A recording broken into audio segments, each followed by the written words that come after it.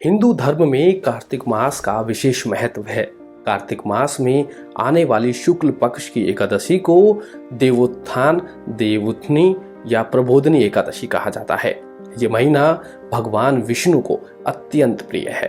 कहा जाता है कि आषाढ़ शुक्ल पक्ष की एकादशी को देव शयन करते हैं और कार्तिक शुक्ल पक्ष की एकादशी के दिन उठते हैं, इसलिए इसे देवोत्थान एकादशी कहा जाता है। मान्यता है कि देवउठनी एकादशी के दिन भगवान विष्णु क्षीर सागर में 4 महीने के शयन के बाद जागते हैं। भगवान विष्णु के शयन काल के 4 मास में विवाह आदि मांगलिक कार्य नहीं किए जाते हैं, इसलिए देवोत्थान एकादशी पर भगवान हरि के जागने के बाद शुभ तथा मांगलिक कार्य शुरू होते हैं। एकादशी के दिन तुलसी विवाह का आयोजन भी किया जाता है। तुलसी के वृक्ष और शालिग्राम की ये शादी सामान्य विवाह की तरह पूरे धूमधाम से की जाती है। चूंकि तुलसी को विष्णु प्रिया भी कहते हैं, इसीलिए देवता जब जागते हैं तो सबसे पहली प्रार्थना हरिवल्लभा तुलसी की ही सुनते हैं। तुलसी विवाह का सीधा अर्थ है तुलसी के माध्यम से भगवान का आह्वान करना।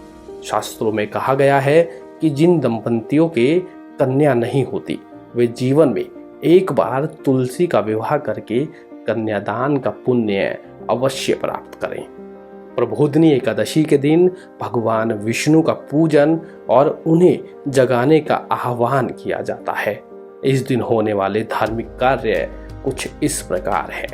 इस दिन प्रातःकाल उठकर व्रत का संकल्प लेना चाहिए और भगवान विष्णु का ध्यान करना चाहिए। घर की सफाई, स्नान आदि से निर्वृत्त होकर आंगन में भगवान विष्णु के चरणों की आकृति बनानी चाहिए।